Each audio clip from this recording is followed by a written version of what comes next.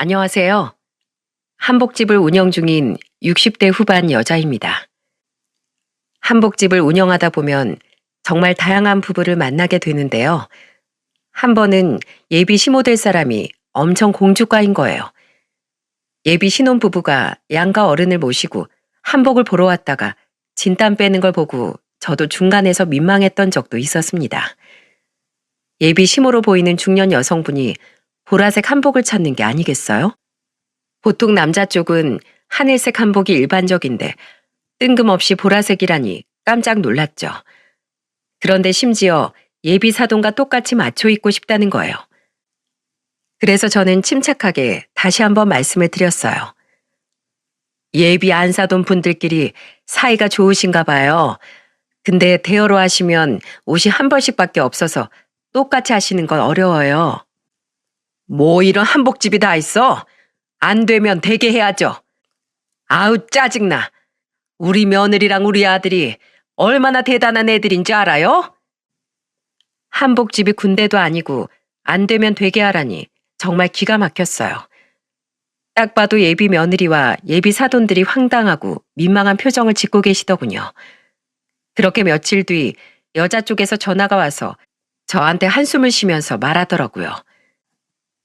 사장님, 저희 파혼하게 돼서 한복 보러 다시 못 갈 것 같아요.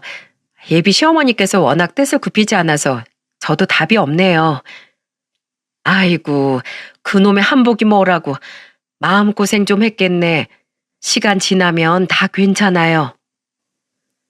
힘없는 목소리로 파혼을 했다고 말하는 젊은 아가씨가 안타깝더군요. 그런데 저는 시간이 지나면 다 괜찮아진다고 위로를 해줬어요. 저도 딸이 파혼하면서 마음고생이 많았거든요. 이혼도 아니고 파혼으로 유난이다 싶으시죠? 파혼이 그냥 파혼이 아니라서 마음고생이 컸거든요. 정말 제 딸이라서 하는 말이 아니라 어디 내놔도 부족하지 않던 딸이었어요.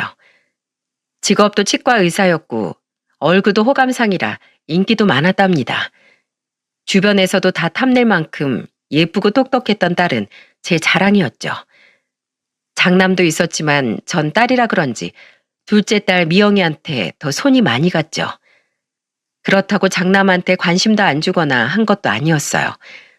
장남은 그저 알아서 척척해내는 타입이라 아무래도 막내딸한테 조금 더 관심이 기울었던 것 같습니다. 게다가 세상이 흉흉하다 보니까 딸을 더 신경 쓸 수밖에 없었죠. 큰아들은 대기업에 다니다가 같은 회사 동료와 결혼해서 행복한 가정을 꾸리고 살았어요. 그러다 손녀딸을 낳고 화목하게 잘 사는 모습이 참 보기 좋더군요. 특히 딸이 조카를 참 예뻐했어요. 조카가 온다는 소리만 들리면 아직 24개월 아기인데도 인형의 옷까지 잔뜩 사서 들어오곤 했습니다. 그런 모습이 보기 좋기도 했지만 어느덧 30 중반인 딸이 조카만 챙기는 게 안타까웠어요. 그래서 저는 막내딸을 보면서 걱정스러운 목소리로 말하기도 했습니다. 미영아, 넌 언제까지 네 조카 옷만 사다 줄 거야? 넌 네 오빠처럼 가정 꾸리고 싶지 않어? 나도 결혼하고 싶지. 근데 좋은 남자가 하늘에서 뚝 떨어지는 것도 아니잖아. 사람 완벽하게 알아보려고 하면 오히려 못 만나. 난 네 아버지랑 40년 가까이 살아도 아직도 저 양반 속을 모르겠어. 10길 물속은 알아도 한 길 사람 속은 모른다잖아. 이야, 인꼬 부부로 소문난 엄마가 아빠 속을 모르겠다고 하는 거야? 그러니까 사람이 보기만 해서 모른다는 거지. 너도 어지간히 괜찮은 사람이 있으면 한번 만나보기나 해. 알겠어. 걱정 마. 엄마 딸이 설마 혼자 노처녀로 살겠어? 능청스럽게 말하는 딸의 말에 어이가 없어서 웃음이 났습니다. 하지만 딸의 말처럼 어디서 남자가 떡하니 떨어지는 것도 아닌데 괜히 조급할 필요는 없다고 생각했죠. 어디 모자라서 시집 못 가는 것도 아니고 아직 제대로 된 짝을 못 만난 거라고 생각했어요. 하지만 홍기 꽉 찬 딸이 혼자 있는데 불안한 건 부모로서 어쩔 수 없지 않겠습니까? 조카 돌보는 거면 애도 잘 키울 것 같은데 누구 만난다는 말도 없고 늘 걱정이었습니다. 그러던 어느 날 남편과 오래 알고 지내던 친구가 집에 왔던 적이 있었죠. 남편이 은행에서 일하다 퇴직했는데 둘은 같은 학교를 나와서 친한 사이였어요. 저희 나이쯤 되니까 만나서 할 얘기가 자식 얘기뿐이더군요. 남편 친구도 회사를 퇴직해서 노후 생활을 보내고 있었거든요. 그때 남편 친구가 궁금하다는 듯 미영이에 대해 물었습니다. 막내딸은 시집 안 가? 딸이라고 너무 아끼는 거 아니야? 자기 짝이 있으면 알아서 가겠지. 에이, 요즘 사람 만나는 게 얼마나 어려운데 앉아서 기다려? 내가 요새 자주 나가는 모임이 있는데 거기서 알게 된 친구가 하나 있어. 젊은 친구가 숫자도 밝고 투자에도 견문이 깊은 게 참 괜찮더라고. 내가 다리 한번 놔줄까? 뭐 하는 사람이길래 숫자에 밝아? 직업도 의사야. 그 모임이 투자 좀 해봤다는 사람만 모이는 곳인데 믿을만해. 미영이 짝으로 이만하면 괜찮은 거 아닌가? 내 생각이 뭐가 중요해? 우리 딸 생각이 중요하지. 그냥 조용히 한번 물어나 볼게. 저는 남편 친구의 말에 솔깃하긴 했어요. 막내딸은 주변에서도 선자리가 종종 들어오긴 했는데 그때마다 딸은 정색을 하면서 저한테 이런 말을 했었거든요. 난 솔직히 중간에 부모님이 다리 놔주는 거 불편해. 그냥 내가 알아서 만나볼게. 왜? 아빠 아는 사람들 얼마나 괜찮은 사람들이 많은데 중간에 아빠가 끼어 있어서 싫은 거야. 밥 한 번만 먹어도 어떠냐고 물어볼 거고 혹시 마음에 안 들면 서로 불편하잖아. 남편을 통해 선자리가 자주 들어왔는데 그때마다 딸은 불편하다면서 거절을 했었어요. 그런데 그때 마침 남편 친구가 모임에서 만난 사람이라며 소개를 해주겠다는 거예요. 그래서 그날 저녁 저는 남편을 대신해서 딸한테 물어봤어요. 너 우리 집에 자주 오던 아빠 친구 알지? 그 아저씨가 요즘 나가는 모임에 괜찮은 의사가 있다는데 너 한번 만나볼래? 아빠 친구는 올 때마다 그런 말만 하셔. 네가 얼마나 아까우면 그러시겠어. 밥이 되든 죽이 되든 일단 한번 만나서 밥이나 먹어봐. 그리고 그 소개시켜준다는 남잔 모임에서 만난 사람이니까 부담도 없잖아. 그래도 좀 불편하잖아. 아, 뭐가 불편해. 어차피 모임에서 만난 사람은 안 보면 그만인 사람인데. 그러니까 그냥 편하게 밥만 먹고 와봐. 그렇게 제 설득 끝에 딸 미영이는 소개팅을 나가게 됐어요. 그냥 가볍게 나가보라면서 보낸 자리라 남편과 저는 별 기대도 안 하고 있었죠.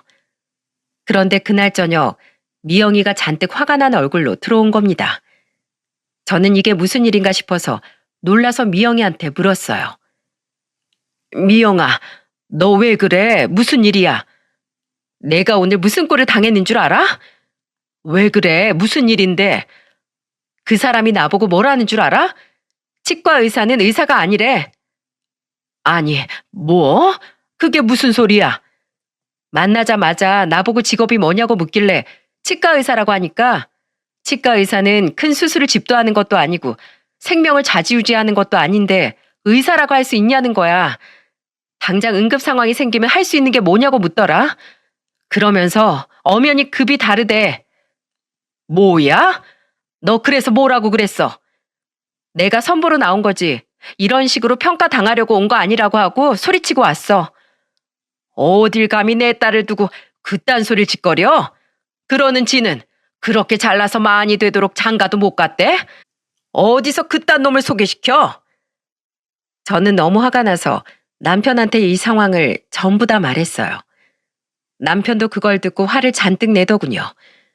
남편은 곧장 친구한테 전화해서 화를 내며 소리쳤습니다. 넌 친구라는 놈이 내 딸한테 어디 그런 놈을 소개시켜줘? 다신 연락하지 마. 남편은 노발대발하면서 화를 내고 전화를 끊었어요. 난생 처음 겪어보는 상황에 온 가족이 그야말로 멘붕이었죠. 그래서 그날 이후 막내딸한테 선을 주선하거나 연애 좀 하라는 말을 안 했습니다. 그냥 다 자기 팔자려니 하면서 시간이 흘렀어요. 그런데 어느 날 저녁 분리수거를 하고 집에 들어가려는데 딸이 낯선 차에서 내리는 겁니다. 딸이 내리자 뒤이어 운전석에서 한 남자가 내렸어요. 저는 처음 보는 딸의 모습에 깜짝 놀랐죠. 그 남자가 사라지고 저는 딸한테 달려가서 다급하게 물었습니다. 미영아, 저 사람 누구야? 만나는 사람이야? 깜짝이야. 엄마 귀신이야? 어디서 나온 거야? 지금 귀신이 문제야? 누구야? 네가 만나는 사람이야? 변호사야. 아직 만난 지 얼마 안 됐어. 변호사? 아니, 넌 그런 사람을 만나고 있었으면 나한테만 기뜸 좀 해주지. 그냥 연애하는 건데 뭐하러 설레발을 쳐. 그냥 알아가고 있는 단계니까 나중에 진지해지면 그때 소개시켜 줄게. 저는 딸이 연애하고 있다는 걸 알고 너무 기뻤어요. 아직 젊은 나이인데 연애도 하면서 재미나게 살기를 바랬거든요. 이런 속도 모르고 남편이 주말에 미영이랑 근교로 드라이브를 가자고 하면 저는 정색을 하면서 말했습니다.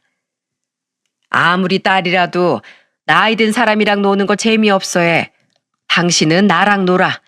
딸은 친구들 좀 만나라고 하고. 세상에 부모를 그렇게 생각하는 호로 자식이 어딨어. 말이 그렇다는 거지 말이. 젊은 애는 젊은 사람들끼리 놀게 두고 당신은 나랑 놀러 가. 주말에 종종 딸과 근교로 드라이브를 가기도 했기 때문에 남편은 그때도 딸과 같이 나가자는 말을 하는 거예요. 그래서 저는 남편을 말리면서 그냥 둘이 가자고 말했죠. 그때까지도 남편은 딸이 연애를 하고 있다는 걸 전혀 몰랐어요. 그렇게 한 6개월 정도 지났을 때 딸은 드디어 남편과 저를 불러놓고 진지한 목소리로 말했습니다. 엄마, 아빠, 저 드릴 말씀이 있어요. 엄마는 이미 알고 있지만 아빠는 모르니까 지금 이 자리에서 다 말할게요. 딸의 말에 남편은 눈을 반짝이면서 물었어요. 뭘 말하려고 이렇게 진지하게 말하는 거야? 뭔데 네 엄마랑 둘이서만 알고 있었어? 저 사실 만나는 사람 있어요. 그래서 다음 주에 정식으로 소개시켜드리고 싶어요. 언제부터 만난 거야? 얼마나 만났어? 한 9개월 됐어요. 진지한 사이가 되면 소개시켜드리려고 숨기고 있었어요. 그래, 미영이가 만나고 있는 남자면 괜찮은 사람이겠지. 그래, 다음 주에 데려와 봐라. 뭐 하는 사람이냐? 변호사예요. 무료 법률 자문 봉사도 많이 하고 좋은 사람이에요. 사람은 무엇보다 인품이 먼저야. 일단 한번 만나보자. 남편은 처음에 놀라긴 했지만 딸의 말을 들으니까 수긍하는 눈치였어요. 워낙 딸을 믿기도 했고 신중한 딸이 소개시켜 줄 정도면 괜찮은 사람이라고 생각했거든요. 그 후 약속된 날짜에 딸이 남자친구를 데리고 왔어요. 호감형 외모에 웃는 모습도 너무 괜찮더라고요. 남편과 저를 보자마자 꾸벅 인사를 하면서 큰 소리로 말했어요. 안녕하십니까? 저는 미영이 남자친구 이원준이라고 합니다. 목청 크게 인사하는 예비 사위를 보자 남편은 장난스럽게 대답했습니다. 어허, 자네 어디 출마하나? 인사하는 것만 보면 꼭 출마하는 사람 같아 보이네. 조금 긴장한 모습이었지만 예의 바른 모습이 눈에 띄었어요. 미리 제가 준비해둔 갈비찜을 내어주면서 맛있는 저녁 식사를 시작했죠. 음식도 어찌나 복스럽게 먹는지 저는 밥을 한 공기 더 주려고 물어봤어요. 음식은 입에 맞아요? 잘 먹어서 참 보기 좋네요. 아, 네네. 어머니 음식 솜씨가 정말 예술입니다. 죄송한데 한 그릇만 더 먹을 수 있을까요? 그럼. 이렇게 잘 먹는데 내가 한 공기가 아니라 한 소치라도 내와야지. 저는 기분 좋게 밥을 덜어주고 저녁 식사를 이어갔습니다. 그 후 밥을 먹고 커피를 한잔하면서 좀 더 속 깊은 이야기를 이어갔습니다. 그때 저는 딸한테 스치듯 들었던 봉사에 대해서 물어봤어요. 내가 저번에 잠깐 들어보니까 무료 법률 자문 봉사를 다닌다면서요? 그건 왜 하는 거예요? 힘들진 않아요? 대단한 건 아니에요. 제가 아는 선에서 도움이 필요한 분들께 조금이나마 힘이 되어드리고 싶어서요. 요즘은 세상이 흉흉해서 어르신들 상대로 하는 사기도 너무 많아서 전 재산을 날리시는 분들도 많거든요. 그런 분들께 제가 아는 지식 조금 나누는 일인데 전혀 힘들지 않습니다. 예비 사위의 믿음직스러운 말에 저는 크게 감동했어요. 아무래도 일전에 딸이 의사 잘못 만나서 치과 의사는 의사가 아니라고 하던 놈을 만나서 그런지 예비 사위가 달라 보이더라고요. 누구보다 우리 딸을 잘 알아주고 헤아려 줄 수 있는 사람이라는 생각이 들었어요. 그러자 남편도 궁금한 것들을 물어보기 시작하더군요. 아주 멋진 생각을 가지고 있네. 그럼 사무실은 어디쯤에 있는가?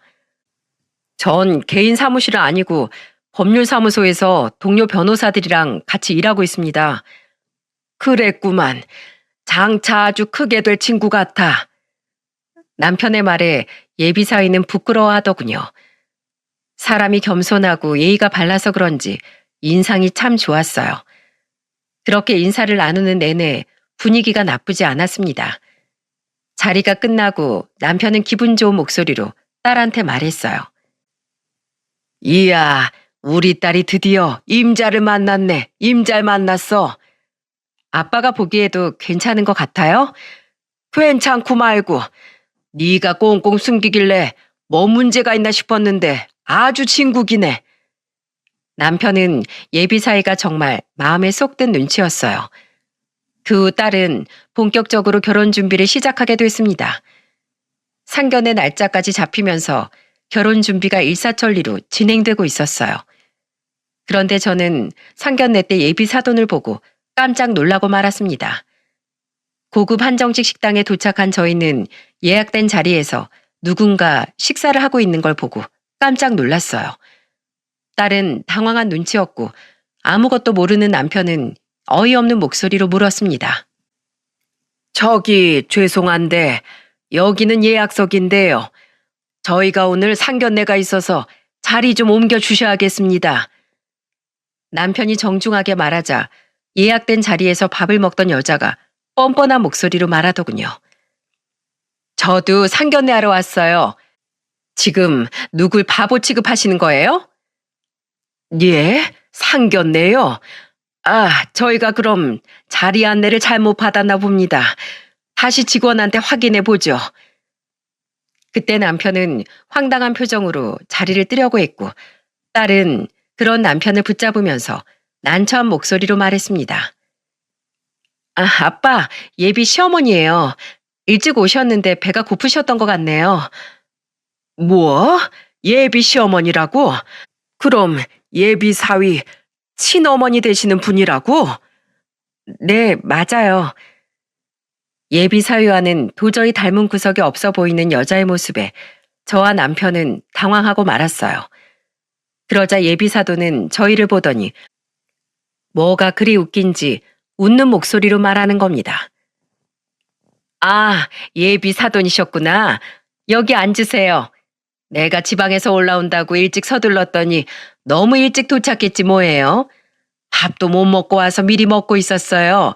괜찮죠? 뻔뻔하게 묻는 목소리에 저는 어쩔 수 없이 고개를 끄덕이면서 앉았습니다. 거기서 제가 다른 테이블에 다시 세팅해달라고 할 수 있는 노릇은 아니지 않습니까? 이래저래 너무 불편했지만 일단 딸의 체면을 생각해서 맞은편에 앉았습니다.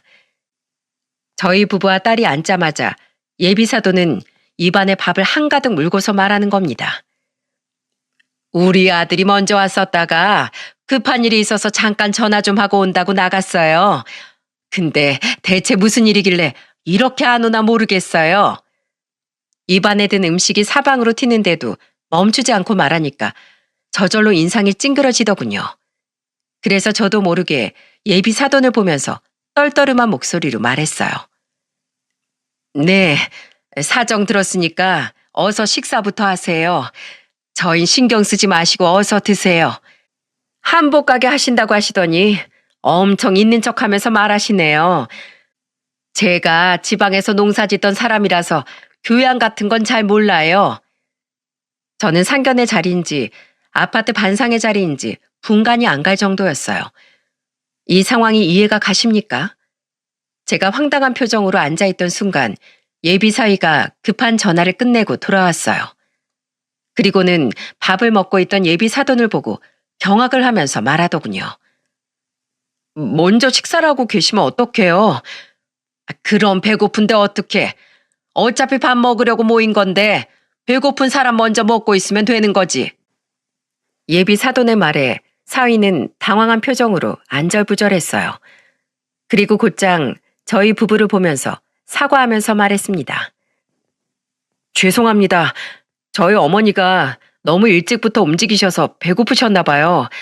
자리 불편하시면 다른 자리로 다시 해달라고 할까요? 그러자 남편이 손사래를 치면서 말했어요. 괜찮어. 배고프면 그럴 수도 있지. 우리도 지금부터 먹으면 되니까 신경 쓰지 말고 자네도 어서 앉아. 불편하게 만들어서 죄송합니다. 그렇게 상견례 시작부터 어딘가 좀 떨떠름하게 시작됐어요.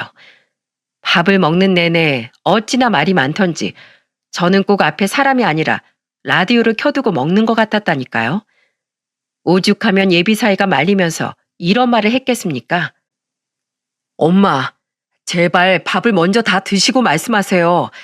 혼자 먹는 식탁이 아니잖아요. 아, 내가 그랬나? 아이고, 내가 치과에서 며느리 보려면 이놈의 입을 조심해야 되는데 말이 많았네. 자자, 천천히들 드세요. 저는 다 먹었네요. 다 먹었다고 말하자마자 배를 두드리더니 뒤에 눕듯이 기대한더군요. 저는 식당이 아니라 예비 사돈 집에 온 줄 알았습니다. 정신없이 밥을 다 먹어가는데 예비 사돈이 본격적으로 결혼 준비에 대해 이야기를 꺼내면서 저한테 이런 말을 하더라고요. 우리 아들이나 예비 며느리나 둘 다 직장이 서울이라서 신혼집도 서울로 알아보는 것 같더라고요. 알고 계세요? 네, 그런 것 같더라고요. 아유, 아들놈 변호사 만들어 놨더니 덕 보기도 전에 다 뺏기네요. 사도는 좋으시겠어요. 치과 의사 딸에 변호사 사이까지 옆구리에 턱하니 끼고 사실 텐데 얼마나 좋겠어요. 네? 아, 옆구리에 끼고 산다니 무슨 말씀이세요? 아들이나 딸이나 결혼하고 살림 차리며 신경 끄고 사는 게 속 편하죠. 에이, 그래도 변호사 사이 본다고 자랑하고 싶지 않으세요? 저라면 이마에 써붙이고 다니겠어요. 네, 뭐 사람 성향 차이니까요. 그래서 말인데요. 애들 서울에서 살림 차리고 살면 예단은 저한테 좋은 거 하나 해주세요. 아들 보냈으면 저도 뭐라도 보고 살아야죠. 네? 그게 무슨 말씀이세요? 솔직히 개인 치과병원을 개업한 사람도 아니고 그냥 월급 받는 치과 의사인데 변호사면 감지덕지죠. 그러니까 혼수는 제가 좀 더 받는 게 맞지 않나요? 변호사는 마음만 먹으면 금방 개업해요. 저는 예비 사돈의 말에 정말 황당했어요. 이게 말이 됩니까? 예비사의 직업이 변호사인 거 대단한 일이죠. 하지만 그렇다고 해서 제 딸이 지고 들어갈 입장은 아니지 않나요? 정말 처음부터 짜증났는데 그 순간에 참아오던 화가 터지면서 자리에서 벌떡 일어났습니다. 그리고 예비 사돈을 보면서 버럭 화를 내면서 소리쳤죠. 내가 꾹꾹 참아보려고 했는데 도저히 못 듣겠네요. 아들 데리고 장사합니까? 그리고 내가 데리고 살 사위도 아닌데 왜 예단을 챙겨드려요? 결혼 준비는 애들이 알아서 하게 두는 게 맞는 겁니다. 본인들이 예물 예단 생략한다는데 왜 사돈이 괜히 안 한다는 걸 만들어냅니까? 전 그냥 해본 말이에요. 결혼 준비하는데 그런 말도 하나 못합니까? 나이 든 딸 시집 보내면서 엄청 유세 부리시네요. 뭐요? 지금 말 다 했습니까? 할 말 못할 말을 구분하는 게 어른이죠. 오늘은 불쾌해서 더 얘기 못하겠네요. 이만 가보겠습니다. 너무 화가 나서 저는 자리를 박차고 나와버렸어요. 정말 큰아들 장가 보낼 때도 이런 경우는 없었는데 진짜 황당하더군요. 남편과 딸은 제가 나오니까 당황한 채로 쫓아나왔어요. 집에 오자마자 딸한테 화를 내면서 소리쳤습니다. 넌 예비 시어머니가 저런 말 하는데 똑 부러지게 말도 못해? 저번에 만났을 때도 비슷한 얘기 하시길래 나랑 오빠랑 그건 어렵다고 말했었어. 그래서 다 끝난 줄 알았는데 또 그럴 줄 몰랐지. 난 다시 한번 말하는데 무리해서 어느 한쪽 맞추려고 하지 마. 알겠어? 당연하지. 나랑 오빠도 무리하지 않고 서로 모아둔 돈에서 하려고 했어. 그러니까 엄마도 진정 좀 해. 내가 진정하게 생겼어? 그런 말을 듣고 내가 진정하게 생겼냐고. 엄마가 분명히 말하는데 결혼 준비하다가 아니다 싶으면 당장 엎어. 알겠어? 하온이 100번, 1000번 나은 거야. 나도 잘 알아. 근데 내가 시어머니 모시고 살 것도 아니고 지방 사시니까 괜찮을 수도 있잖아. 제가 고래고래 소리를 지르면서 말하니까 딸도 고개를 숙이면서 대답하더군요. 와, 솔직히 마음 같아선 이 결혼 안 된다면서 반대하고 싶었어요. 그런데 딸 눈치를 보니까 아직 정이 떨어진 것 같지 않았습니다. 그러면서 시모는 멀리서 사니까 괜찮을 거라고 말하는데 속이 답답한 거예요. 딸의 선택이 그렇다는데 제가 뭘 하겠나요? 그래서 저는 그저 딸을 믿어주려고 했어요. 그 후 며칠 뒤 한복집에서 여느 때처럼 일을 하고 있는데 한 손님이 한복을 반납하면서 계약된 내용이랑 다르다고 억지를 부리는 거예요. 이봐요. 다림쥐 상태도 그렇고 사이즈도 안 맞아서 겨우 입었다니까요. 사이즈는 입어보고 가신 사이즈로 정확히 드렸어요. 그리고 입어보고 가신 걸로 제대로 담아드렸다니까요. 근데 왜 안 맞아? 여기서는 잘 맞았던 게 갑자기 안 맞을 리가 있냐고. 색깔이하고 막 그러는 거 아니야? 다 상술 아니냐고. 색깔도 가게에서 보던 거랑 식장에서 보던 거랑 다르던데. 이거 다 환불해줘요. 내가 참으려다가 웨딩 사진 나온 거 보고 어이가 없어서 이러는 거야. 막무가내로 계약 내용이랑 다르다면서 환불을 해달라는 손님 때문에 진담을 빼고 있었어요. 이미 시까지 다 치르고 나서는 사이즈부터 색상까지 전부 다르다고 우기는데 정말 황당하더군요. 그때 구세주처럼 예비 사이가 나타난 겁니다. 그러더니 그 손님을 진정시키면서 단호한 목소리로 말했어요. 영업장에서 이러시면 어떡합니까? 이거 엄연한 영업 방해입니다. 뭐야, 지금 엄한 사람 잡겠다는 거야? 당신이 뭔데 끼어들어? 저는 여기 사장님 예비 사위이자 변호사입니다. 지금부터 분쟁 사항은 저랑 얘기하시죠. 변호사? 증거 대봐. 여기 제 명함입니다. 혹시라도 계약에 문제가 있었다고 생각되는 부분이 있다면 저한테 말하세요. 상견례 이후 처음 보는 예비 사위의 모습에 괜히 든든하더라고요. 소리를 지르면서 화를 내던 손님이 잠잠해지더니 갑자기 예비 사위한테 조근조근한 말투로 말하기 시작하더군요. 자, 봐봐. 계약서에 라지로 분명히 있는데 갑자기 작아진 게 말이 되냐고. 분명 라지로 피팅해 보셨고 라지로 계약도 하셨는데 낀다는 거죠? 그렇다니까. 내가 지금 거짓말하겠어? 여기 웨딩 사진도 봐봐. 색깔도 다르잖아. 그러네요. 색감도 조금 차이가 있고 옷도 불편해 보이시네요. 거봐. 내가 생사람 잡는 게 아니라니까. 그런데요. 가게 조명과 식장 조명이 다른 것도 고려해 봐야 하고, 그리고 사진 보니까 살이 조금 찌신 것 같은데 맞나요? 뭐? 살?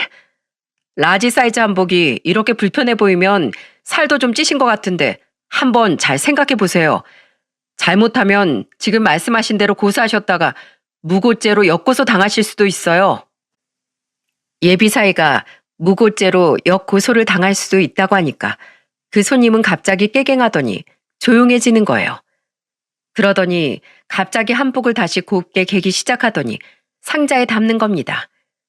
그러면서 저한테 미안한 목소리로 말하더군요. 내가 워낙 잘 붙는 체질이라 그날 좀 부었나 봐요. 생각해보니까 전날에 라면도 먹었던 것 같기도 하고 내 체질 탓인데 이걸로 길게 끌어서 뭐 하겠어요. 사람 일이 다 그런 거니까 내가 이해하고 넘어갈게요. 손님의 말이 조금 황당하게 들리더군요. 그래서 저는 단호한 목소리로 말했어요. 이봐요. 잘잘못을 가리러 왔으면 정확하게 가리고 가요. 뭘 그렇게 애둘러 말합니까?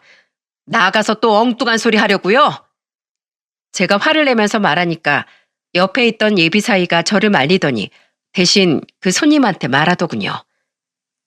손님, 정확하게 잘못 인지하셨던 내용에 대해 인정하십니까? 아휴, 그래요. 내가 잘못했네요. 그럼 여기 해당 내용에 대해서 더 이상 이견이 없다는 각서라도 쓰고 가시죠. 영업장에 와서 이 정도 항의하실 정도인데 저희도 방어책으로 받아둬야죠. 내가 잘못했다니까요.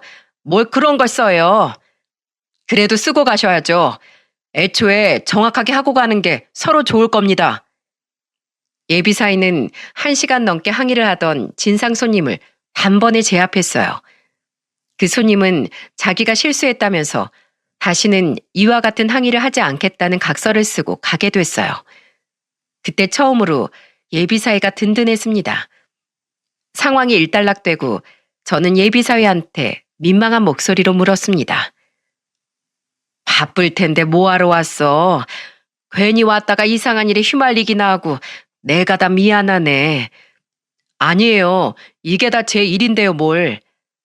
그래도 자네 덕분에 잘 해결됐네. 고마워. 그런데 이 시간에 여긴 웬일인가? 그게 지난번에 저희 어머니가 무리하게 굴었던 거 사과드리러 왔어요. 저희 어머니가 미영이랑 워낙 친하게 지내서 편하게 생각하신 것 같아요. 상견례 때 있던 일이 마음에 걸렸는지 예비사위는 사과를 하러 온 거였어요. 그 모습을 보니 저도 진심이 느껴지더군요. 그리고 예비사위는 또 할 말이 있는지 머뭇거리면서 말하더군요. 그리고 저희 어머니가 사과드리고 싶다고 오셨어요. 혹시 만나셔서 대화 한 번만 해보시면 안 될까요? 여기까지 오셨다고? 자네 미리 말이라도 해주지 그랬어. 부담스러워 하실까봐 미리 말씀 못 드렸어요. 잠시만요. 그렇게 말하고 나자 예비사위는 잠시 뒤 예비사돈을 데리고 온 거예요. 정말 황당했지만 그래도 사과하러 온 사람인데 어떻게 다시 내쫓겠습니까? 그래서 드러나 보자 싶어서 근처 카페로 갔습니다. 예비사돈은 저를 보면서 미안한 목소리로 말하더군요. 제 딴엔 아들 기세워주고 싶어서 그랬는데 너무 제가 과했네요. 죄송해요. 아들 길을 세워주려고 그랬다고요? 남의 집 귀한 딸 깎아내리면서 세워주면 기분 좋습니까? 제가 생각이 짧았어요. 남편 주고 혼자서 아들 키운다고 너무 고생해서 그렇습니다. 부족함 없는 아들인데 저 때문에 괜히 흠이 생길까봐 그랬어요. 이해가 안 가네요. 전 한 번도 예비사위 집안이 흠이라고 생각해 본 적 없어요. 노파심에 그러신 건 알겠지만 너무 과하셨어요. 네네, 다 압니다. 제가 생각해도 너무 과했어요. 결혼은 애들 뜻에 따르기로 할게요. 자식 아끼는 마음이야 저나 사돈이나 다 똑같습니다. 그러니까 저희가 정말 애들 생각하는 마음이라면 안 끼는 게 100번 낫습니다. 도움이 필요하다면 모를까 부모가 섣불리 끼는 건 아니라고 생각하네요. 예, 저도 안사돈 말씀 100번 공감합니다. 그러니까 노여움 푸시고 애들 잘 살게 응원해주면 좋겠어요. 그렇게 저는 멀리서 사과하러 와준 예비사돈의 진심 어린 사과를 받아줬어요. 예비사위도 다행이라면서 가슴을 쓸어내렸죠. 한 고비를 넘자 딸의 결혼 준비는 척척 진행되기 시작했습니다. 청첩장을 주길래 저는 그걸 들고 동창생들을 만나러 갔어요. 여고 동창 친구들인데 어쩌다 보니까 다 근처 살게 돼서 자주 만나는 친구들이었죠. 그래서 직접 만나서 딸의 청첩장을 주면서 말했어요. 너희들이 그렇게 궁금해하던 우리 미영이 드디어 시집간다. 다들 한 장씩 받아. 어머, 뭐야? 진짜 시집가는 거야? 친구들은 딸의 청첩장을 받고 다들 놀란 표정을 지었습니다. 그러면서 한 친구가 저한테 궁금한 눈빛으로 물었어요. 뭐야? 뭐 하는 사람이야? 미영이 눈이 높아서 아무나 안 만날 것 같은데. 우리 미영인 인품을 보느라고 늦게 가는 거야. 그리고 30대 후반이면 적당하게 가는 거지 뭘. 예비 사이가 변호사인데 봉사도 다니고 얼마나 성품이 좋은데. 정말? 아유, 경애가 아주 사이복 터졌네. 청첩장을 받고 친구들은 다들 부러워하더군요. 그런데 그때 예비 사위한테서 전화가 온 거예요. 장모님, 뭐 하세요? 혹시 점심 아직 안 하셨으면 같이 식사라도 할까 해서요. 아직 점심을 안 먹긴 했는데 내가 지금 친구들이랑 있는데 어쩌지? 우리 사이가 밥 먹자고 할 줄 알았으면 내가 약속을 저녁으로 잡을 거 그랬네. 예비 사위의 말에 안타까운 목소리로 말하자 친구들은 눈을 반짝이면서 말했습니다. 뭐야, 예비 사위? 그럼 이쪽으로 오라고 해. 우리도 밥 먹어야지. 같이 먹자고 해봐.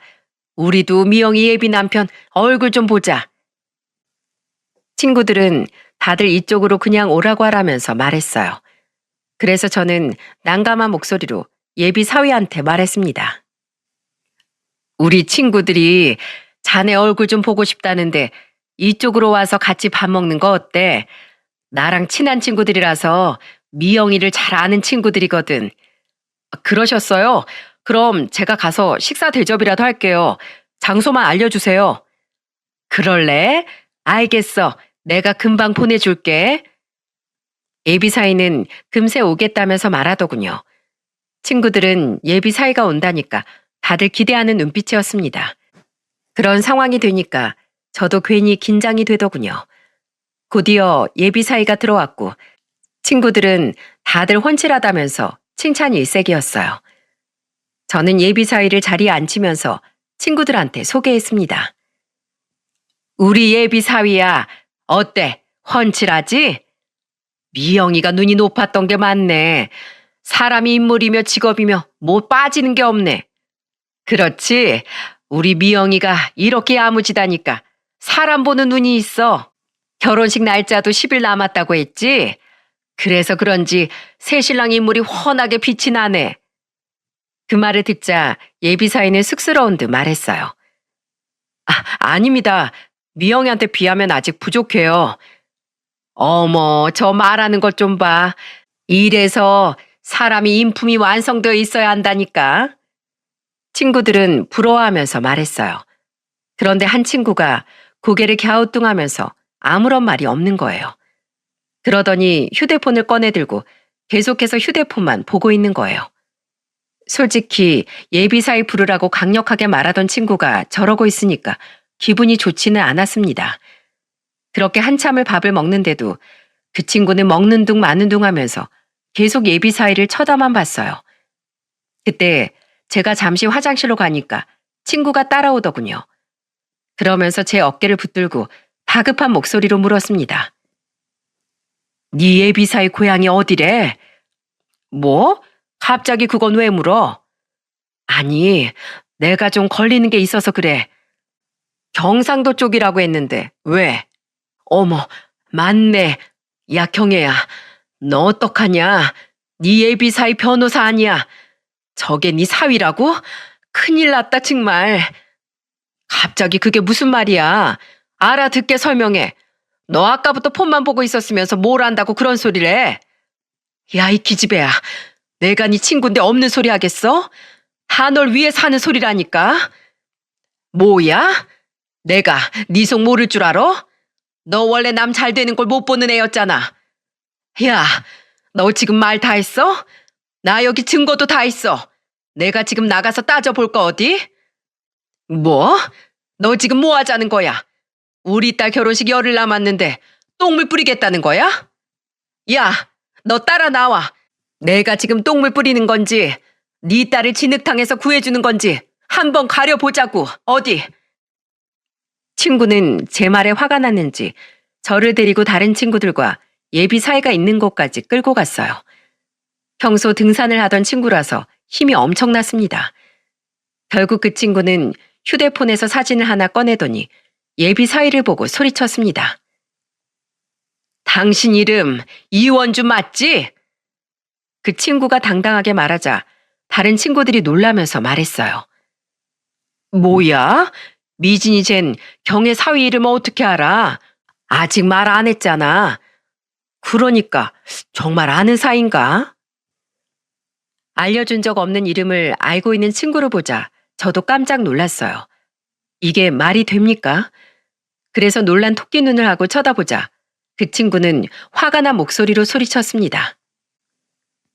너 이 자식, 아직도 변호사 행세하면서 돌아다니냐? 너 경상도 부근에서 어르신들 법률 자문해주고 거액 뜯어내는 사기꾼이잖아. 내가 모를 것 같아? 방구석에서 고시 공부만 하던 찐따가 조그마한 법률 지식으로 사기를 쳐? 그러고도 뻔뻔하게 이런 짓을 해? 저는 순간 머릿속이 하얗게 변했어요. 그리고 정말 입을 틀어막고 쳐다보다가 어이가 없어 예비 사위를 보면서 물었습니다. 자네, 이게 다 무슨 말이야? 변호사가 아니라니. 장모님, 그게 아니고요. 제가 옛날에 고시 공부를 오래 하긴 했는데요. 변호사가 맞아요. 그럼 이게 다 무슨 소리냐고. 너무 황당해서 저도 모르게 소리쳤어요. 그러자 옆에 있던 친구는 소송 자료를 저한테 보여주면서 이렇게 말했습니다. 경혜야, 내 말 믿어. 너 우리 엄마 경상도 계신 거 알지? 우리 엄마도 저놈한테 몇백만 원 뜯겼어. 저놈 어르신들 상대로 법률 자문해주는 게 아니라 자문해주고 거액 뜯어내는 사기꾼이야. 이리 줘봐. 이게 다 뭐야? 진짜네. 친구가 건넨 소송 자료를 보니까 정말 기가 막혔어요. 그 순간 모든 걸 들켰다 싶었는지 사기꾼 놈이 도망치려는 거예요. 그런데 정말 황당한 게 뭔 줄 아십니까? 자동문인 걸 깜빡했는지 그대로 밀고 나가려다가 유리문에 부딪혀서 바닥에 나뒹구는 거예요. 그 순간을 놓치지 않고 친구들은 달려들었어요. 그리고 팔과 다리를 붙들고 종업원한테 소리쳤습니다. 경찰 좀 불러줘요. 그러자 식당 직원은 경찰에 신고했고 저는 정말 어이없게도 예비사위와 식장이 아닌 경찰서행을 하게 된 겁니다. 나머지 친구들은 집으로 가고 수경이라는 친구와 저 그리고 뒤늦게 온 딸까지 3자 대면이 시작됐어요. 딸을 보자 예비사위는 당황한 목소리로 말하더군요. 미영아, 이거 오해야. 다 오해라니까. 오해? 무슨 오해? 손바닥으로 하늘을 가려. 내가 모르고 온 것 같아? 다 듣고 왔다니까? 바른 대로 말해. 나 정말 결백해. 눈에 눈물까지 글썽거리면서 말하는 걸 보고 수경이는 황당함에 소리쳤습니다. 이젠 직업을 전향했냐? 눈물이 아주 수도꼭지네. 틀면 나와. 너 우리 엄마 돈뿐만 아니라 시골 동네 돌면서 법률 자문 해준다고 접근해서 노인들 사기치고 뒤통수치고 좀 친해졌다 싶으면 노인들한테 돈 빌리고 도망갔던 놈이잖아. 수경이가 멱살을 잡으면서 말하자 딸이 휘둥그레진 눈빛으로 말했습니다. 아줌마, 뭐라고요? 그게 진짜예요? 그래, 내가 없는 말 하겠니? 저놈 때문에 우리 시골 동네가 난리도 아니었다. 다른 지역에 가서도 노인들 상대로 사기치는 게 저놈 특기란 말이야. 그래서 저놈 교도소에도 밥 먹듯이 다녔어. 딸은 친구에게 충격적인 소리를 듣고는 사기꾼 놈을 보면서 소리쳤어요. 너 진짜 무서운 놈이다. 그럼 지금까지 나한테 보여줬던 변호사 명함, 변호사 로펌 사무실, 그 모든 게 네가 다 조작해서 만든 가짜였단 말이야? 그게 변호사 되는 게 내 꿈이었던 거 맞아. 그리고 노인들 상대로 사기친 것도 처음엔 정말 좋은 뜻으로 했다가 그만 돈에 욕심이 나서 그랬다고. 그래서 교도소 갔다 왔잖아. 죄값 받았잖아. 그게 무슨 문제라는 건데. 앞으로 성실하고 착하게 살면 되는 거 아니야? 사기꾼은 말도 안 되는 소리를 짓거리기 시작하더군요. 아무리 세상에 사기꾼 천지라고 하지만 힘없는 어르신들 상대로 사기치고 등골 빼먹는 너 같은 놈은 콩밥을 먹어야 돼. 넌 이 사회에서 영원히 사라져야 할 기생충 같은 인간이라고. 이 분리수거도 안 되는 자식아. 경찰 아저씨, 이 사람 잡아가세요. 미영인 화를 내며 금방이라도 한 대 칠 것 같았고 수경인 그런 미영이를 말리면서 소리쳤습니다. 미영아, 참어. 저런 놈 괜히 쳤다가 너만 억울해져. 이 아줌마가 당해봐서 알아. 저런 놈은 법으로 다스려야지. 괜히 네 손 더럽히지 마. 그 말을 듣자마자 미영이는 눈물을 흘리더군요. 내 딸은 나름 사회생활도 잘한다 생각을 했을 거고 다른 사람은 몰라도 딸은 사기꾼한테 당할 거라곤 전혀 생각하지 못했을 겁니다. 딸은 이런 말을 한 적이 있었거든요. TV 프로그램을 보다가 사람들이 사기꾼한테 당한 걸 보면 엄마, 저런 자식들은 영원히 사회에서 퇴출돼야 돼. 만약에 나한테 걸리면 엄마, 그놈 인생은 끝난 거야. 아주 산산조각을 내줘야 되지 않겠어? 안 그래 엄마? 라고 말입니다. 헌데 막상 실제로 본인한테 이런 일이 발생되니 딸은 인정하고 싶지 않았을 겁니다. 그러면서 딸은 사람 보는 법을 더 배워야겠다면서 엄마 죄송하다고 걱정 끼쳐드려서 미안하다며 눈물을 한 바가지 흘렸습니다.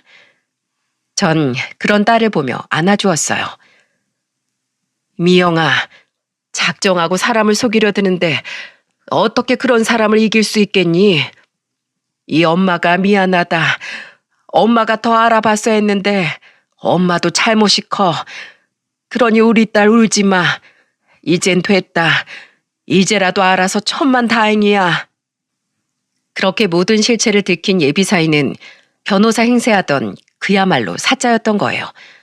고시 공부를 오래 해서 얕은 지식을 가지고 사회적 약자들한테 접근해서 돈을 갈취하는 쓰레기 중에 쓰레기였습니다. 아무것도 모르고 깜빡 속았던 게 억울했지만 미영이는 금세 정신을 차리고 온갖 소송을 걸었습니다. 혼인 빙자죄부터 정신적 피해 보상까지 비싼 변호사까지 선임해서 끝까지 싸우겠다고 칼을 갈았습니다. 잘 키운 딸 인생 시궁창에 갈 뻔했다가 구사일생한 거예요. 결혼 열흘 앞두고 파혼하긴 했지만 오히려 미영이는 속이 시원하다고 했습니다. 저는 친구 수경이를 찾아가서 사과하며 말했네요. 내가 너무 앞뒤 없이 화내서 미안해. 내가 못나서 그랬어. 아니야. 자세하게 말 안 한 내 탓도 있는데 뭘. 네 딸이면 내 딸이기도 하잖아. 그래도 식장 가기 전에 알아서 다행이지. 오랜 친구라 그런지 서로 말 몇 마디에 풀리긴 했습니다. 남편도 기가 막혀 있지만 차라리 잘 됐다면서 안도의 한숨을 쉬더군요.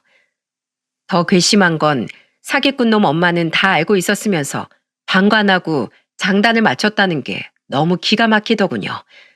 그 후 대부분의 소송은 딸이 이겨서 위자료를 받아낸 것도 있습니다. 작년 일인데 이렇게 쓰니까 또 충격이 생생하네요. 이런 힘든 기억을 다시 되짚으면서 사연을 쓴 건 자식 결혼에 어느 정도 신경 쓸 필요는 있는 것 같습니다. 내 자식은 내가 제일 잘 알지 않겠습니까? 그리고 부모로서 최소한의 개입은 필요하다는 걸 이제야 깨닫네요. 나쁜 길로만 빠지지 않길 바랬는데 괜한 길로 가진 않는지 제가 좀 더 신경 써볼 걸 그랬다는 생각이 드네요.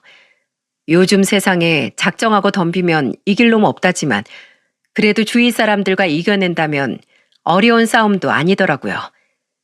이혼보다는 파혼이 낫다는데 제 딸은 그나마 다행인 거겠죠? 제 사연이 제2의 시작을 앞둔 분들에게 도움이 됐으면 좋겠습니다. 모두 들어주셔서 감사합니다.